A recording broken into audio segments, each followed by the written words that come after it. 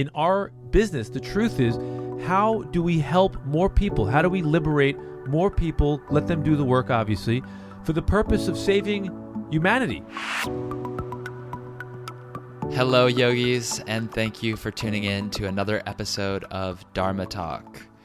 I'm your host, Henry Winslow, and this is episode number 56. This week, I have the pleasure of sharing with you my conversation with someone whose name you may not know yet, or perhaps you do. But if you are a yoga practitioner or teacher living in New York, or someone who generally cares about their health of mind and body, you've most likely experienced his product. Marcus is the founder of Juice Press, which is the OG juice bar in New York City. Cold-pressed organic juices, no fillers, no BS. And you're going to see that that is really his personality down to the bone. Marcus has a great sense of humor and a lot of very strong, bold opinions about what yoga practice looks like to him, what self-realization looks like to him, and how he sees the future of yoga business unfolding. In this conversation, we talk about upholding yoga values in one's life while still playing by the rules of modern-day society, how to reconcile those two things.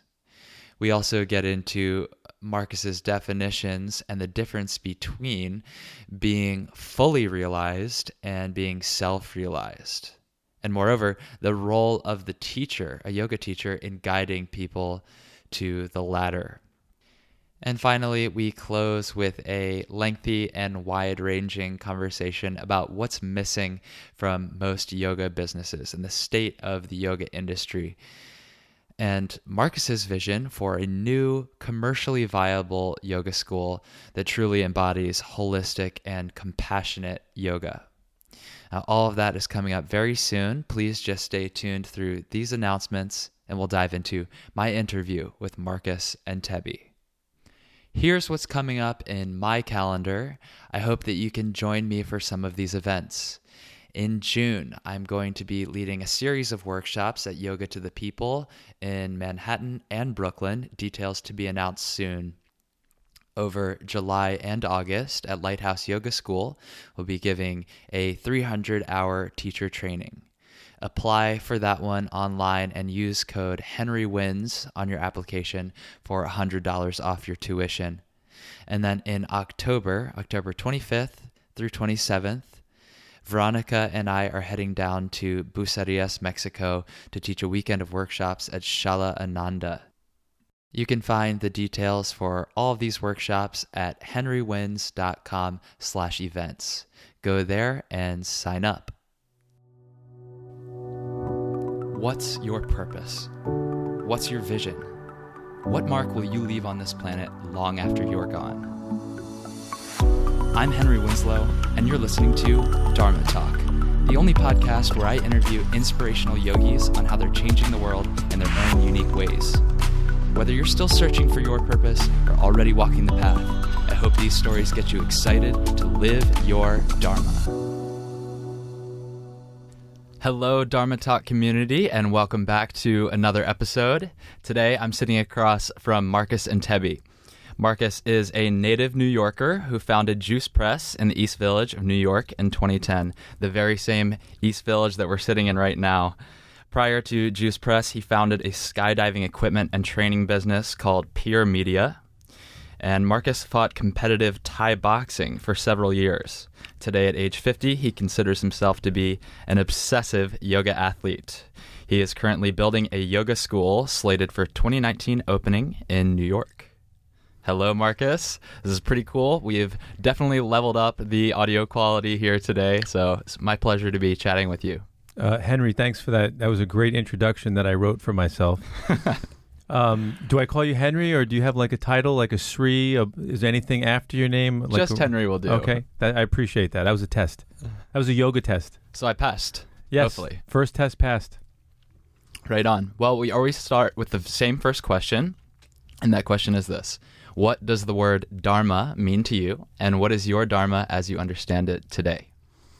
Well, Dharma, from what I learned, meant life practice. And it was the right life practice. Obviously the Dharma for me is not robbing cars or, causing chaos and destruction. So, I don't technically use Sanskrit words to describe how I conduct my life. I think what Dharma really means to me is the set of principles that I live my life by. I have a lot of them written down because I'm almost 35 years sober, and I've taken a lot of those inventories of myself, and I see a pattern in the writing that there is a system and a philosophy. So my Dharma really, first and foremost, is the concept of non-harm, which is a long time evolving philosophy because it's very difficult to walk this earth and not harm something. So I've had to really figure out where I fit into that and how to be honest and sincere. And certainly my Dharma are the things that I now have to do that I'm morally obligated and compelled to do, even if there's something fighting it. For example, being a good father to my children. I would say that my obligation to make sure that they're safe and that they're getting what they need from their father, that's my number one thing that I put right in front of me. And it's not the easiest thing because I'm selfish. And, I don't necessarily come from a good family background where I think I got everything I need. So I'm working against the grain to be a better father. So Dharma also includes my diet. In the last 12 months, I've become really hyper aware that the thoughts that I keep, the words that I speak, they play an enormous role in where my chemistry is at. So that's been added into my Dharma word, really being mindful about what I say. And I think as we make this discussion a little bit more broad, you'll see that the Dharma that I have is really not by coincidence the Dharma that you would see in the written teachings of the great philosophies of the Far East. Yeah. So let's go. Test me. See what I got. What kind of Dharma? What kind of Dharma am I throwing out? Well, I have to say, you mentioned before that you don't try to ascribe Sanskrit words to the values that are important to you, but the one that you threw out first is ahimsa, and it's part and parcel to the yoga system and many other Eastern philosophies, as I'm sure you know. I'm a hypocrite. What can I do? Yeah, and I think everything that you said after that ladders up to non-harming or non-violence, or if you look at it, the positive spin of that, what's the opposite of harming? Compassion. Right. So to be a good father and to put someone else in front of yourself, I think is right in line with that and makes total sense. But then you can also look at non-harming as an internal practice too. And that's where diet, not only of the food that you eat, but of the ways that you speak to yourself, the people you surround yourself with, how you control all of your impressions fits right in line with that too. Are there other core values that are important to you apart from the non-harming, or is that really the true north? Well, first thing, I want to say that what I find really amazing in 2019 is that I know that I'm sitting across from a person who is self-realized and awake, which is back in the old days when I started practicing yoga, it was probably because I was very much asleep myself, but there just weren't a lot of people that were awake. And I think something shifting in my observation, it could be something that happened in myself, is you are a reflection of myself. I definitely see more young people like you who clearly are not just regurgitating the teachings they read last night, that they understand it. The thing that I think I can offer you young kids is how to get to a destination a little faster if that is what you desire. Mm-hmm. The reason I say that about the Sanskrit words is because I don't actually speak Sanskrit. I don't speak Hindu. I don't speak Native American Indian languages. I don't speak Chinese. I speak English. That's my limit of my education. And I believe that in teaching people, you're using words, and words really matter. And we use the wrong words to describe things all the time. So I'm very careful. The word ahimsa, the reason I have it tattooed on my flesh 3 times is because I actually believe that the word nonviolent is just not really a great marketing word.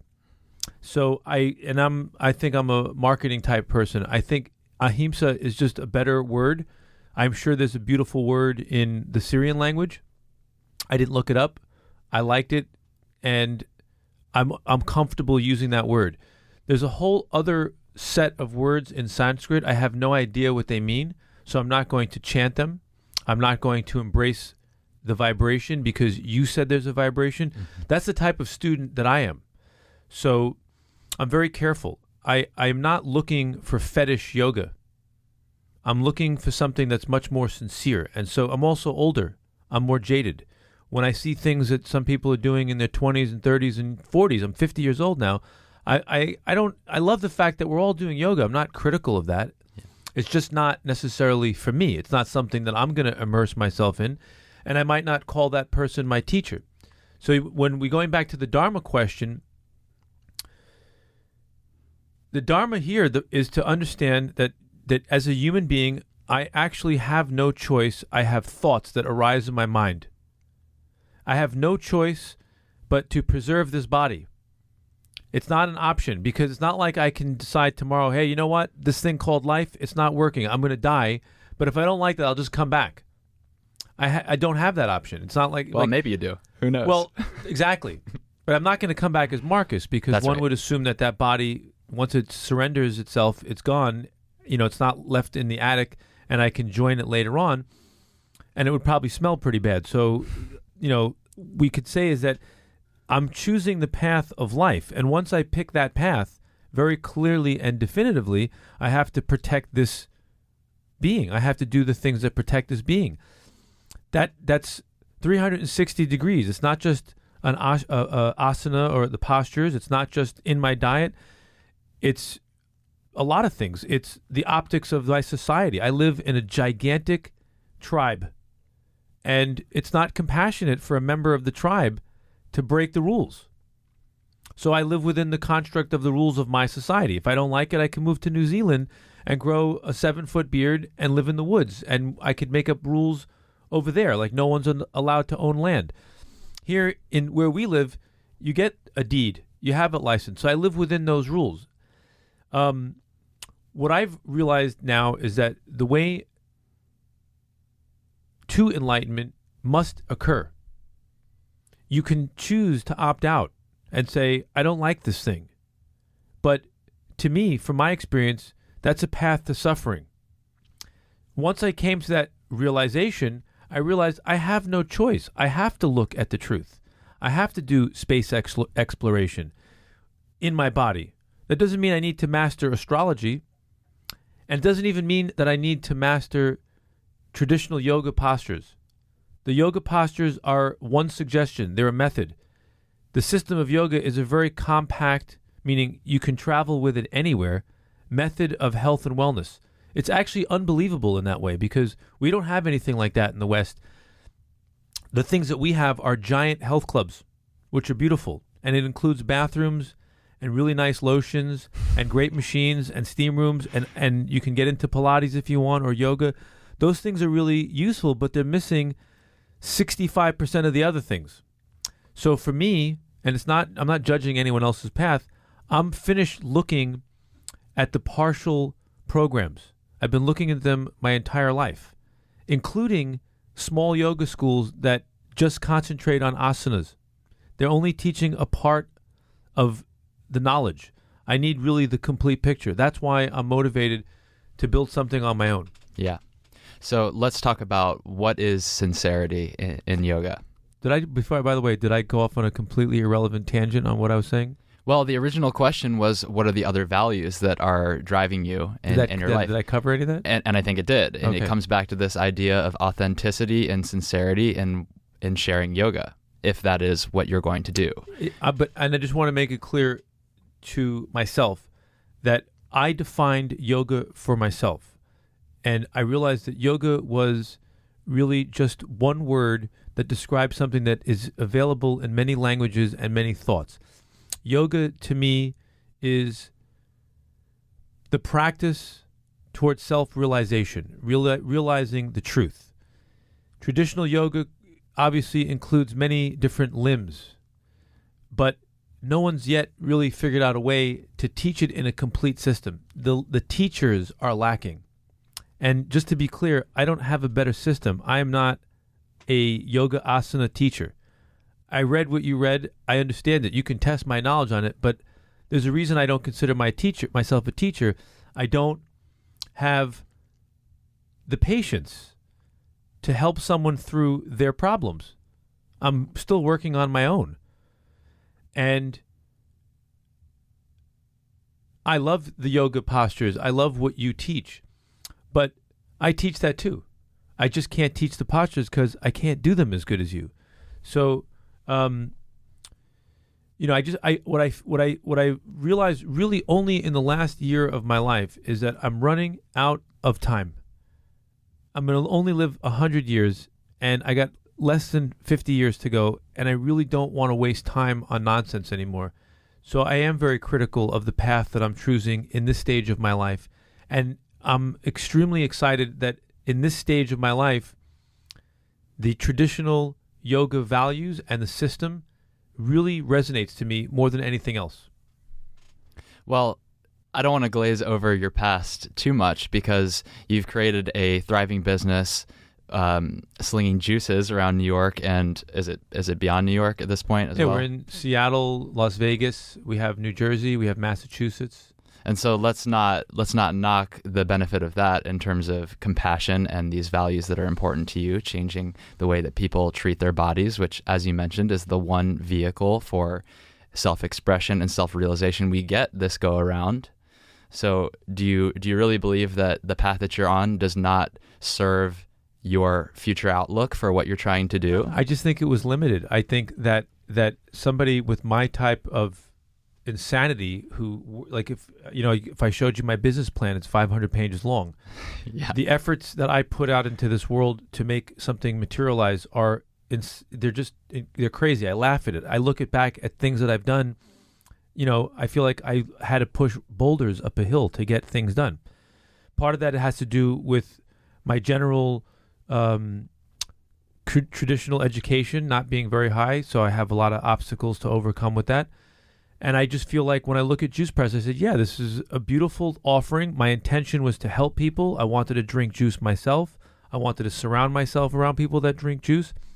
And I just feel like just teaching asana, it wasn't enough teaching to help people through. There's a lot more to go. So now in the project that I'm working on, I think I'm getting a step closer to being a more thorough and complete teacher. And I must say, you have my guarantee in writing, I will not touch anyone in an inappropriate way. Well, that's a good promise to make. I'm sorry to say it. It's got to be said in today's world. Yeah, that I'm very sensitive to that because it's taken me a lifetime to recognize that, and I this is actually the first time I'm saying this in a public environment. I was sexually molested when I was 15 years old. I met and courted and seduced a 33-year-old woman. She fell in love with me, and we were lovers for 10 months. It took me my entire lifetime after that to actually figure out that was sexual abuse. And the reason I'm doing that work now is because it's the work that someone very close to me needs to do for her life, because her trauma is far worse than mine, because she was victimized as a young person. And because of my love for this person and my sincere desire to help her, what I realize is I can't help her if I don't do the work on myself. So to me, what all of this is, if I'm assuming that a lot of your audience are yoga teachers, a lot of the idea of being a great yoga teacher really centers around what work you've done on yourself. And that's not really spoken about enough in the circles that I traveled in for many years. And I know a lot of yoga teachers. That sounded very Donald Trumpian. Wow, he's influenced the way I talk now. Jesus, what's going on here? Well, I might as well go with it. We're going to build a great yoga wall, and it's going to be magnificent, and it's going to be beautiful. Okay. Seriously, what I feel is that as I get older and heal more aspects of my psyche and my mind, I now feel more comfortable taking a stance and really now going toe-to-toe. Sit me in front of anyone that's called a guru, and I'll enjoy a intellectual battle. We'll call it whatever you want, for the purpose of getting to the truth, which is, in our business, the truth is, how do we help more people? How do we liberate more people, let them do the work, obviously, for the purpose of saving humanity?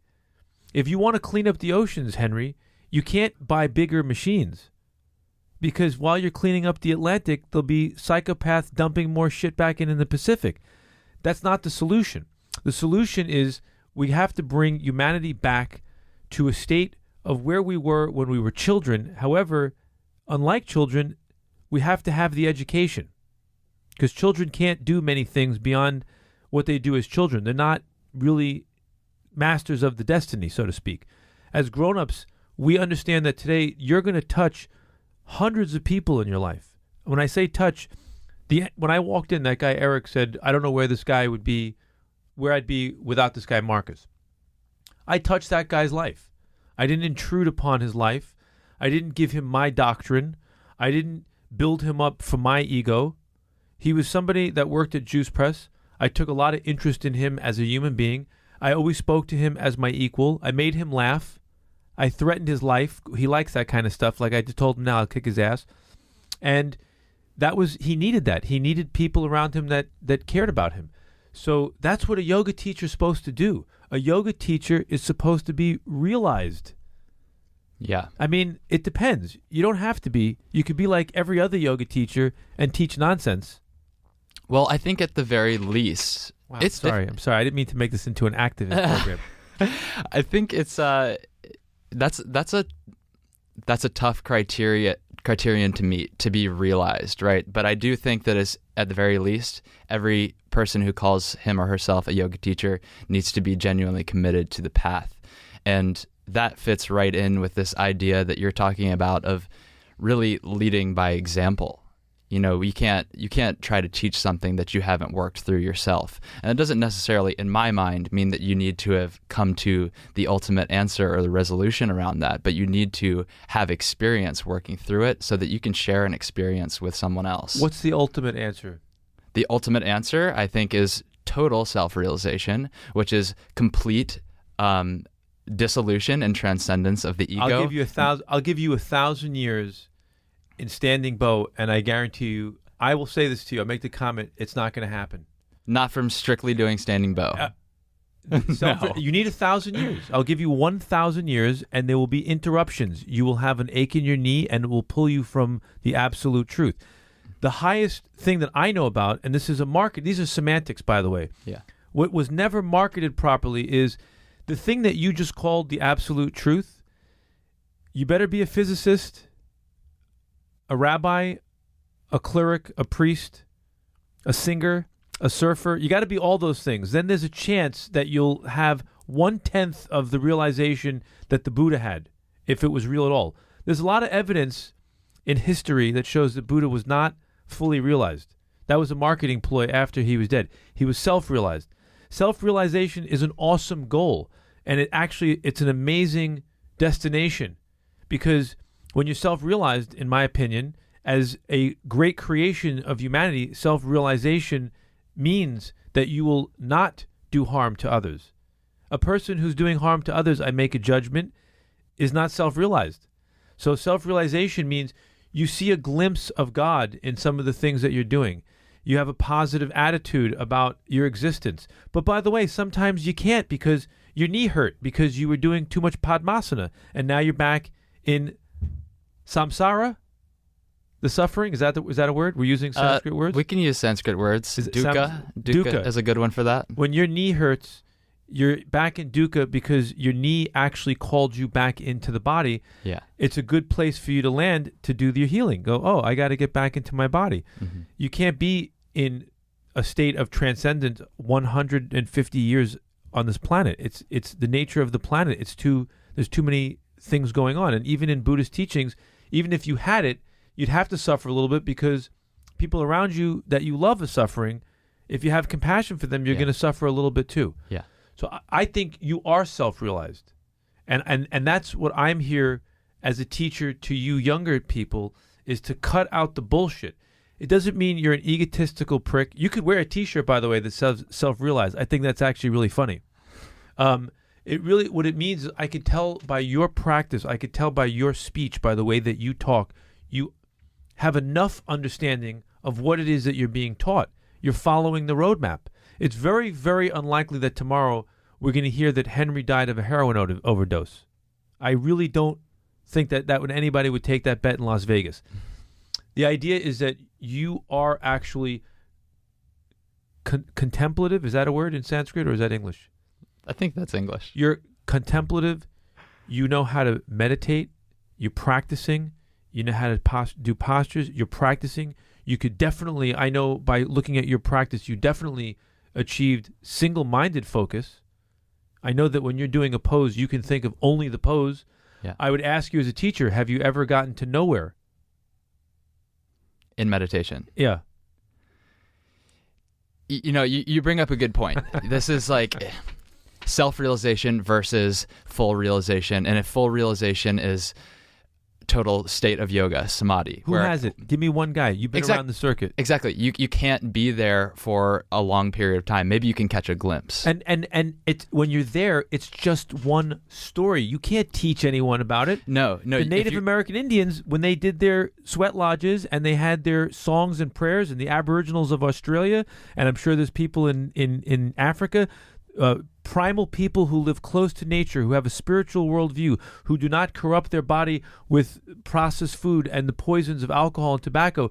They hit that place, that location all the time, and each person goes to a completely different destination. Sure. But it has the same physical sensation. Okay. Which it feels kind of good. Yeah.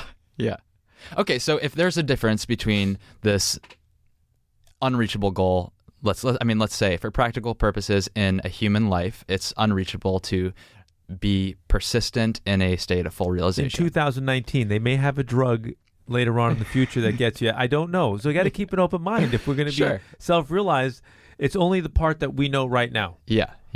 So, and that means that as a teacher, your best intention can really be to take people to a genuine place of self-realization. Their self-realization. And it has to be, the good teacher makes sure to not leave their own footprints, like they were walking through a very sacred site, to not leave your footprint on my face. Mm-hmm. That would be your weakness as a teacher. That means don't tell me about what enlightenment is. Just say, this is what enlightenment is to me. This is what I've experienced. And make sure you remind them it's going to be different for you. Yeah. And because just like me and just like you, I know that you have the seed of light. I have some inside knowledge I got from YouTube and from Google. Wikipedia. My belief system is that, and I'm very limited because God knows I'm not that smart. My visions have showed me, the things that I've dreamt about, is the place before my life. All I see is pure light.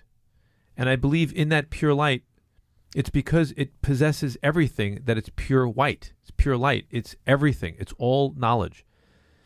The divine creator, for lack of a better word, I don't even like that term anymore. It's very 2016. I'm looking for a new set of words. It's out of fashion. Can't say God, can't say divine, can't say the universe. It's all cheesy to me. But we'll say, just for the purpose of a small... I like source. Okay. 2019 all right. word. Thank you. You got it. Okay. Credit me twice and then it's yours. Yes, the source. Thank you. So the source. It sounds a little bit like, it could be like a bad guy movie, and it's like, the dark side or the force. Yeah, but you like that edge. Okay, so we'll call it the source. The source, to me, is implanted in all conscious beings. It's actually the seed which generates life. Yeah. And it can't really be put into words. Now, once it's here and you're born on this planet, it doesn't mean that you're given a pass. The things that happen to you as a child, the things that you do that start to form your consciousness, they could really bury that light. And we know that. We have evidence all around us of really terrible and cruel people that not only is their light buried, they snuff out the light of others. Plenty of those kind of people. There's a way to develop closer contact to the source of light. It's so powerful that even the attempt at getting closer makes a person do better. They don't even have to see what's inside. Their intention to get closer, it's almost like a placebo, that they're working towards it. That's one of the beauties of showing up to a yoga class, and I judge, versus showing up to a health club. A health club seems like you're just showing up for health, physical health. I got to lift some weights. My biceps need to look better. I want those 6-pack abs. Different intention. When you show up, although some people might show up to a yoga studio for the same reasons. Yes, but the idea behind a yoga studio was the places that really get into the fetish, the chanting or mantras, or breathing exercises and the meditation, or maybe the teacher is spouting out some spiritual thoughts of the day. The intention for a person is to, I hear it often, is they do it for a peace of mind, which means to me they're getting closer to light. So there's a different intention there. Yeah. The teacher has to use various tactics to shake a person free from stupidity. Yoga is a distraction. It's like if I had a room full of children and I was trying to teach them things, I have to give them toys to play with, which is, to me, the asanas. They're just a distraction. They're little children's toys. They mean nothing. Well, I don't think they mean nothing. Woo! I do think that they can be limited, but they don't mean nothing. I'm sorry. You're right. I was wrong for saying that. I went off on the wrong one. You're welcome to say it. No, but I'll challenge it. I don't mean it. The yogas are. Let me tell you what I believe in this. Since I'm the guest and I'm doing a lot of blabbing, I'm sorry. No, it's your show. It's your show. It's your show. The this worst week. guest that you've had on the show. The asanas are designed for one purpose: for the practitioner to control the body, so that they can get into controlling the breath. Through controlling the breath, they can enter into practices of controlling the mind and meditation, so that in the meditation they can realize themselves, realize the truth. So the asanas serve as that practice. They also great physical exercise, simple body mechanics. The body in motion stays in motion. The yoga system, you don't need weights. You don't have to have a thigh master. Just by simply using your body in a shape that's been already designed and working to achieve that shape and having mindfulness, getting into that shape and being into that shape, there's all kinds of incredible practices that happened in the mind. I wasn't taught that when I walked into yoga the first time. I was distracted by the bells jingling, the mantra, the pretty girl in tight shorts that was in the front row, the teacher that was wearing outfits like that, the person playing the harmonium and saying words that I didn't know that I had to follow on a laminated card. All that shit was nonsense to me. It's different for everyone. When I got there and I looked at it, I said, this isn't anything. I knew it right away because it was missing the best teachers that I learned today, that I sit with today, guys like Eddie Stern. They don't concentrate on any of that until you want them to. Right. Like, oh, I really want to learn how to do standing bow. Okay, let me show you how to do standing bow. Or we can just sit and talk about some aspects of the way you think and the way you're maintaining your life. That is what can be taught in a yoga room. So what I meant to say was the best use of the asana is like a distraction, where you know that the person won't listen to you if you were just talking straight at them and said, hey, that guy you're dating, he's really not good for you. It's not what you wanted. It's not loving. It's hurting you. They won't listen to that.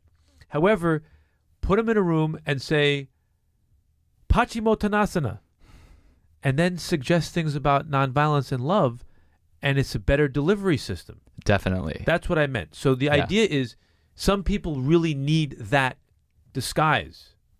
Or bait. You can think of it like bait. Thank you. So now we're talking the same language. I didn't mean to say that they were completely useless. They could be completely useless to a higher level student. You don't need them. Like, you could teach incredible yoga to a person who's a day away from dying, lying in a bed, can't really even move their body.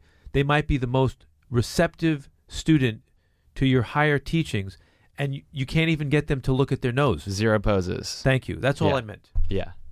Are we in the right context now? Oh, yeah. Okay, yeah. But what I would like to add on to that is, apart from just preparing you to go into your breath and prepare for contemplative practices, asana is very useful for getting out of physicality and going subtler into the movement of energy. Can I absorb that for a second? Because that's heavy shit. See, that's what comes from a freaking enlightened yogi master, and it's hitting my brain like a bag of bricks. Say it again, please. Okay. Well, let me first just preface that, as you've said many times, this is personal experience. But for me, asana is one of my favorite tools, if you will, in the yoga tool belt, because it brings awareness beyond muscular contraction, beyond moving a sit bone, moving a shoulder blade, into directionality of energy inside the body. Wow. Because after you have energy consciousness in the body, you can take energy consciousness outside of the body. And this is very important when you're starting to talk about integration and inclusion of the self outside of the physical body. Guy, audience, I just want you to know right now, you probably can't see it, but Henry is actually glowing, and there's little pieces of lightning coming out of his eyes. Well, maybe you can see it if you're watching the YouTube. I think that is very well put, and I really appreciate that. That helps me a lot in my practice. Unfortunately, unlike you, I have suffered the abuse of bad yoga teachers for 20 years of my life. There's such a thing. Yeah. I showed up innocently and got nonsense. I took responsibility for that, and I started saying, this is what I'm going to do. Even I'm going to understand the word guru and who it's applied to. And you know who it's applied to? Who? No one. It's applied to me. A great teacher taught me. Actually, it was this morning. I got to be candid. Yeah. Because I joke around that word guru. The guru is not the human being. It's the teachings. Yeah. It's a person who carries the great teachings in the vessel of their body. If they've done their homework and their work and they've truly mastered something, they can keep their bullshit separate from the teachings. And they can just transmit the teachings, because a lot of these teachings are oral, and there's got to be a body in front of you that shows you something. Somebody who doesn't really have the teachings and makes themselves into the guru, like, come and follow me, listen to me. Mm-hmm. They're Be my follower. Yes, they're doing, but also in what they teach. Donald Trump, he's a guru. He wants you to follow him, not a principle. The principle changes all the time. Sorry if you're Republican yogis. I don't mean to bring up a sensitive spot, but I have to use it as a typical example. Somebody like that, what he's doing as a leader, so to speak, is he's saying, it's me you should revere, not my teachings, not the teachings. What I believe that you're doing is you're trying to channel and transmit ancient teachings that are flowing in universal consciousness. They happen to be embedded in your genetic material, just like they're in mine. You did more work. You have a different set of karma in this lifetime. Boom. You're plugged in better. And the teaching said, Henry, we'll give you these teachings, but you have to go out there and teach them to others. That's your obligation.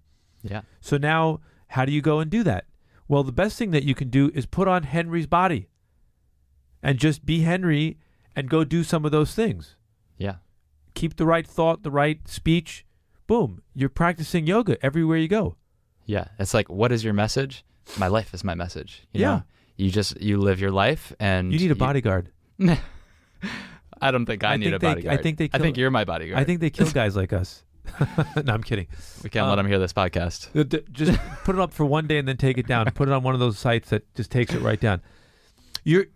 I've taken your classes, and I actually watch you on social media, and I watch a lot of yoga people on social media, and I follow all kinds. The guys with the 6-pack abs and the perfect suntan and 300 tattoos, and I mean they're doing everything. They got the Civil War beard. Mm-hmm. You know, their tattoos. They have dragons and cobras. It's unbelievable what's going on out there, and I don't judge it as bad and good, because what I say is that might have attracted me 25 years ago. I'd say, oh, I could be Herculean and have likes and followers. Maybe that's what got me through the front door.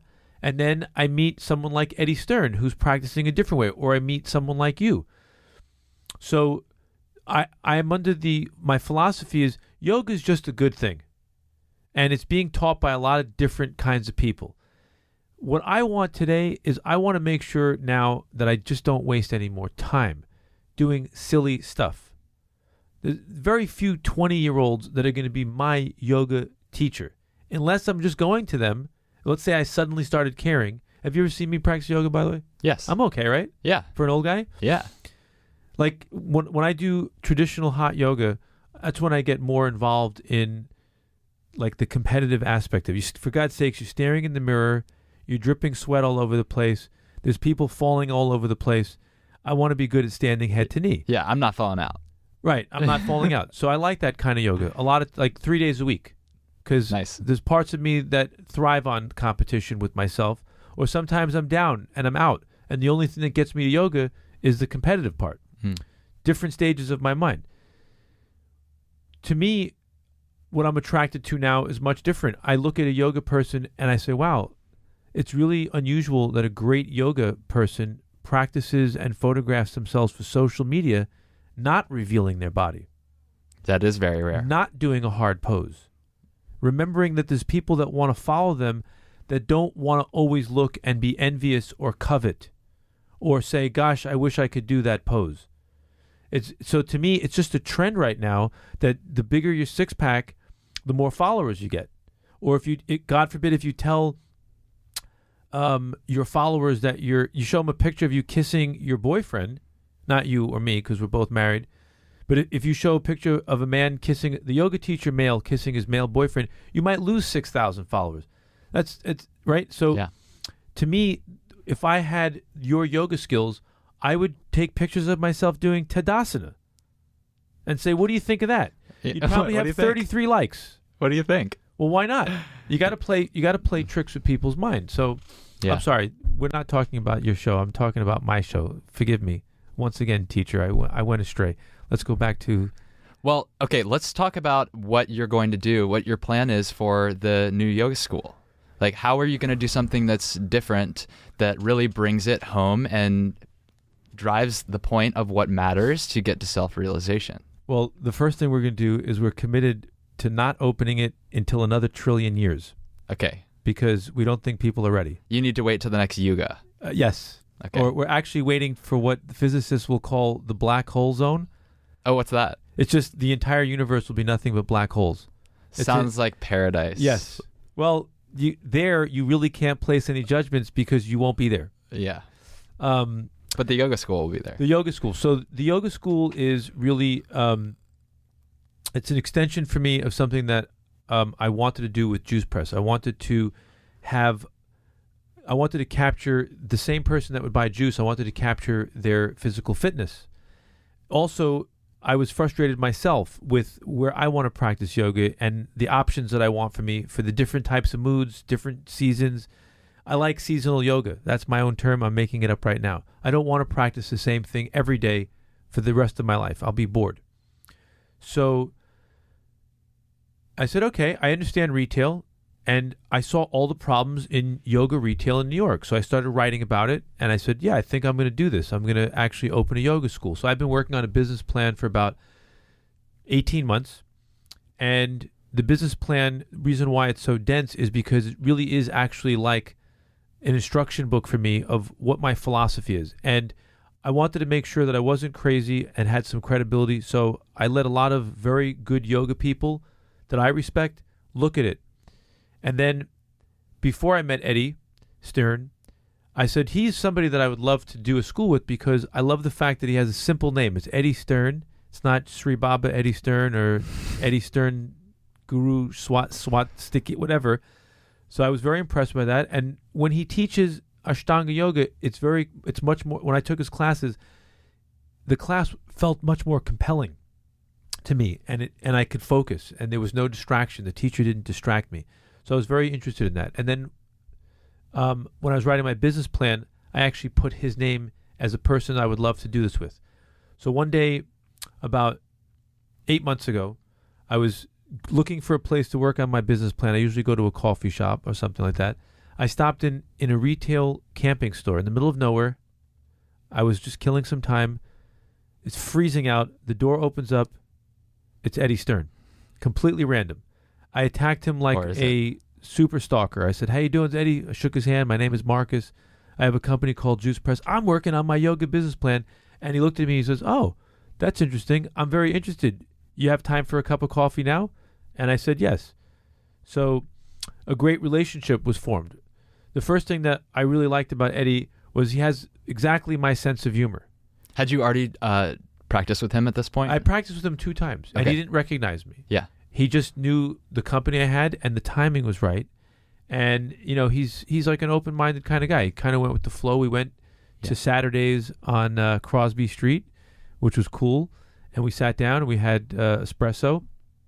And I just revealed to him what I saw in yoga, and he liked everything that I said. He confided with me that he was closing his yoga school. It was really good timing. So we just took it step by step, and we're in a very deeply committed relationship with each other right now. And it's really great to have him as my partner in this project because, first of all, it's just much funnier. The stuff that I'm writing, the stuff that he validates, I find everything really funny, and I find yoga jokes really funny.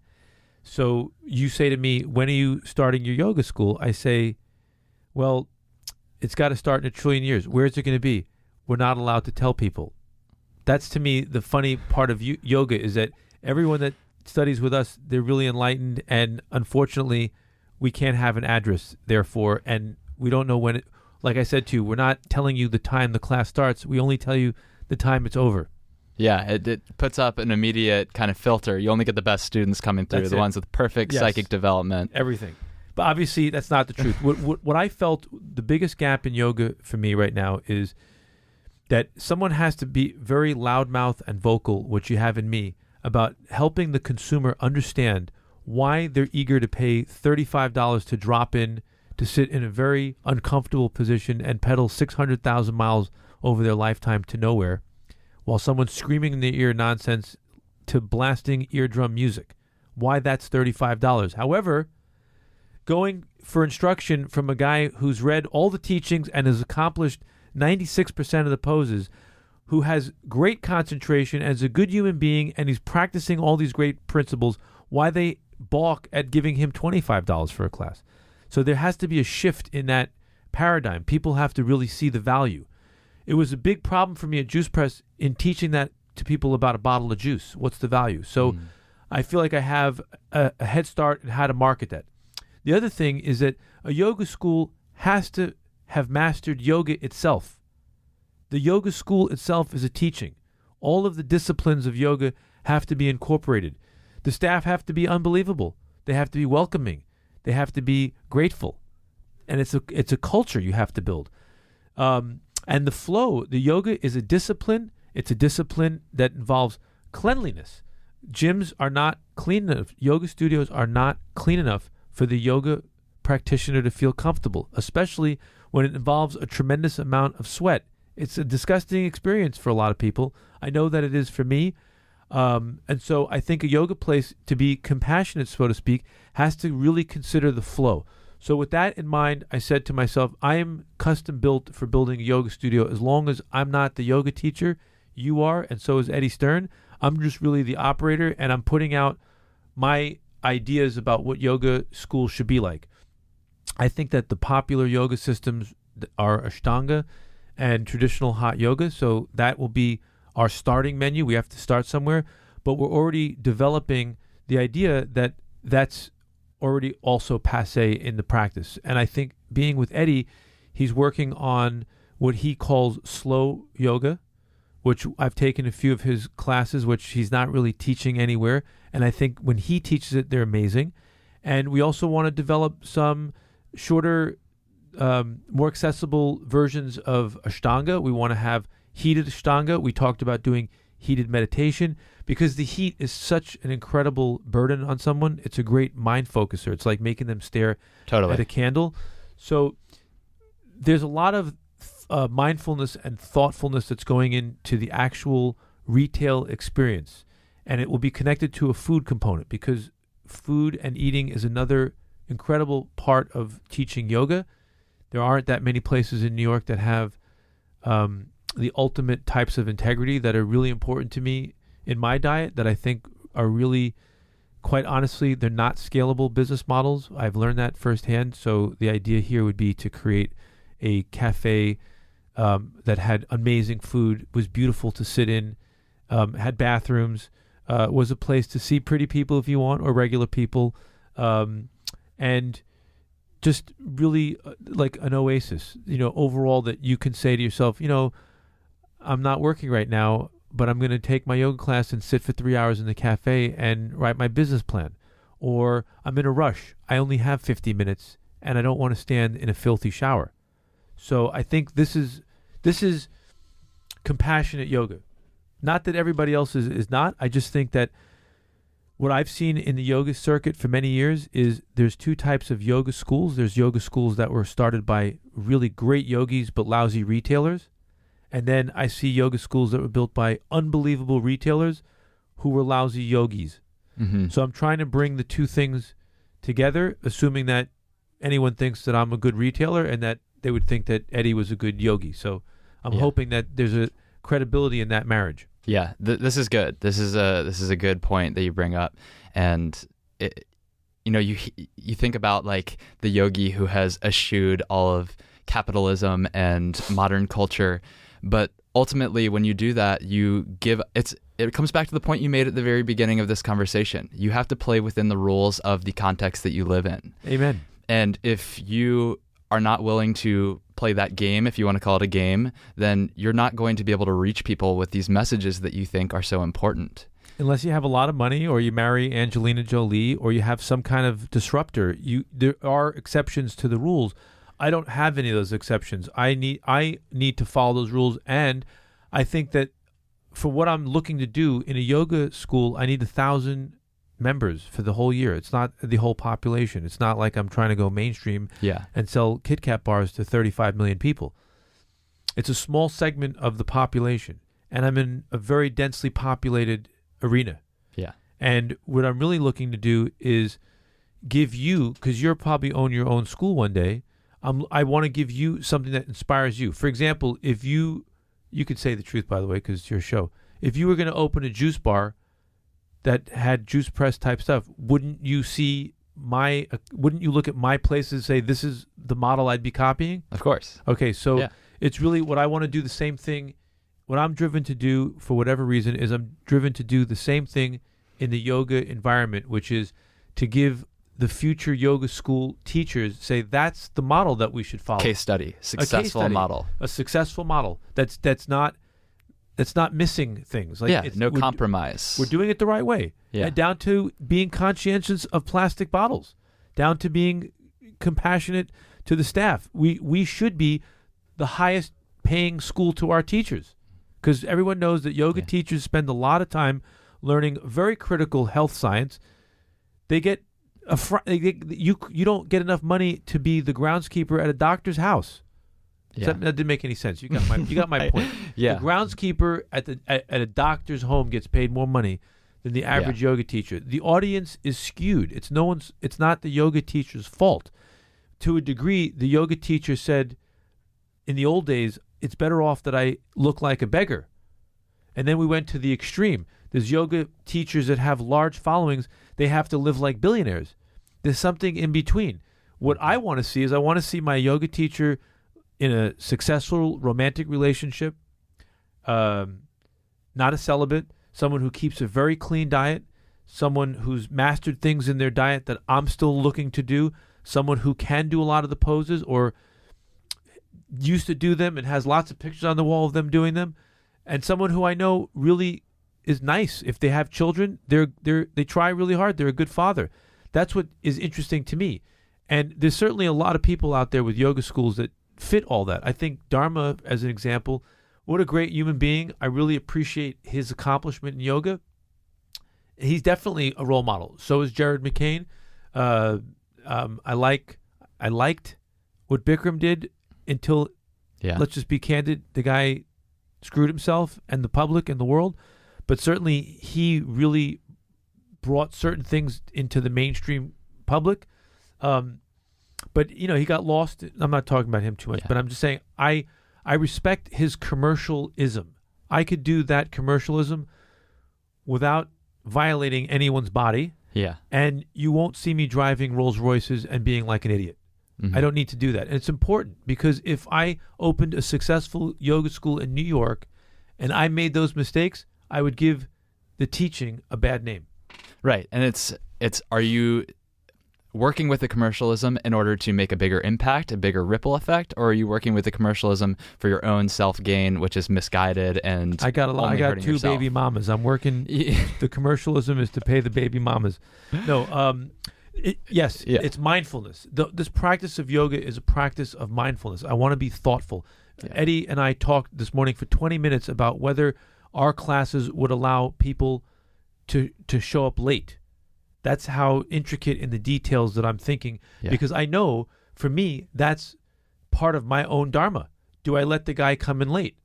And where did you land with that? Well, it's difficult for me because I'm old school. I was taught things the hard way. I was taught things through shame or through punishment. So I've had to I've had to shift my thinking. There's no word rechange. I've had to shift my thinking and say it's 2019. People don't have the physical tolerance for pain that someone like me has.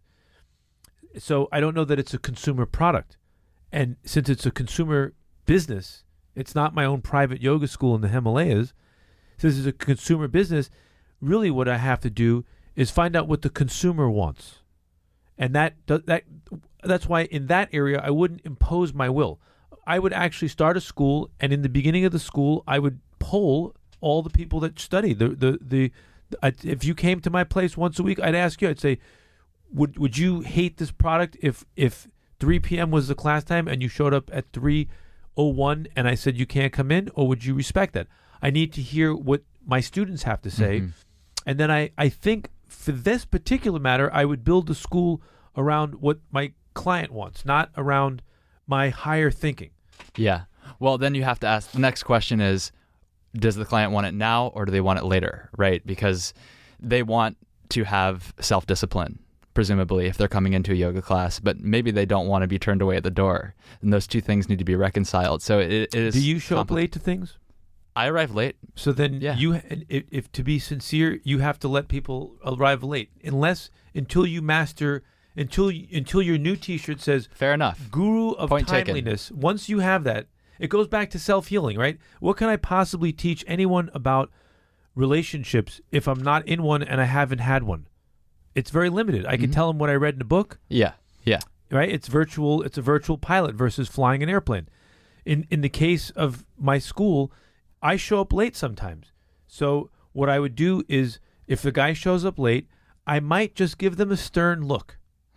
Start with that. Yeah. If they show up late a second time and someone is upset, I might say, look, you're making Emily really upset by showing up late. Is this something that you're not able to do? Do we need to fix it? And then I would try to help them with that issue. How do you scale that policy? You can't. That's why 6 of these schools don't necessarily work. Yeah. The message and the Dharma get diluted because then you have to have a master of time everywhere, helping everyone with every problem they have.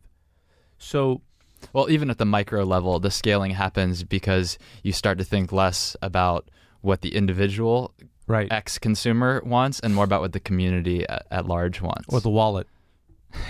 Because when you scale things, you need to make more money because there's more things to pay for. Yeah, and that's true too. Scale. In a business, scale is about time and money. Meaning, let's say I open the school with 6 schools throughout New York.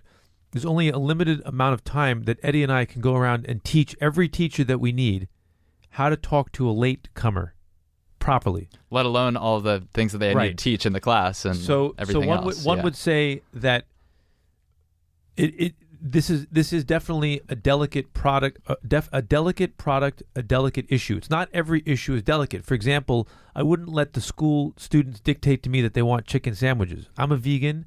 I feel very strongly I don't want to profit from the sale of the flesh of an animal. Yeah.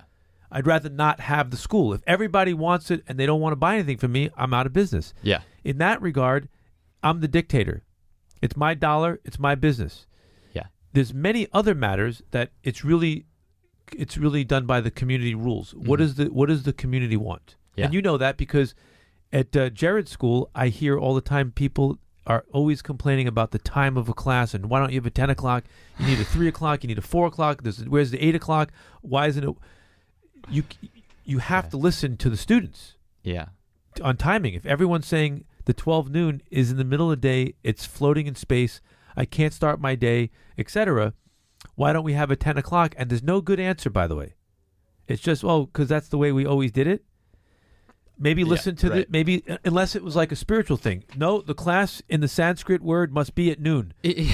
Or some sort of hard line in the sand that Jared or whoever has drawn on some value. Yeah, but I doubt that about 12 o'clock noon class. Teresa in front of me has asked Jared McCain no less than, Teresa's my wife, by the way.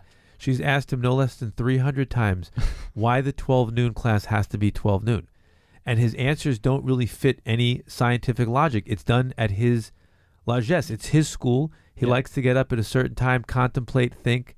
He likes the hour of 12 noon. If as long as he's doing business, he has his prerogative. It's his prerogative. Yeah. If nobody was showing up, then you have to change what you're doing. So that's why a lot of thought has to go into retail yoga, where it's different than any other place, because the school itself, your lessons in the school, they impact the person's mind and how they think about their yoga practice and how they think about themselves.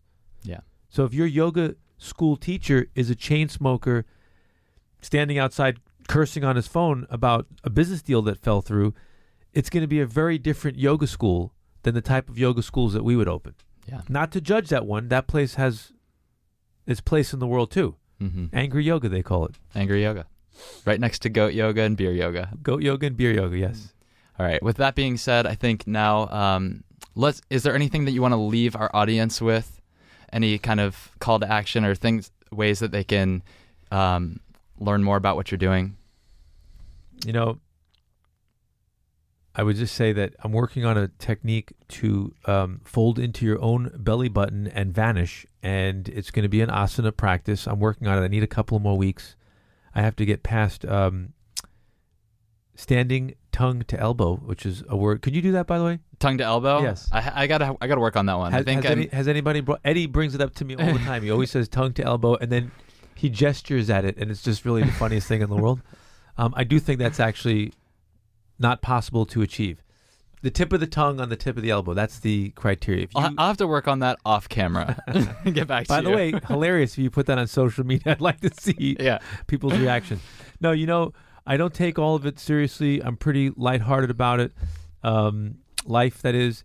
And this is a great time in my life. I'm really honored that I'm on your show. I think the world of you and your practice. And thank you. Thanks for letting me blab. My pleasure.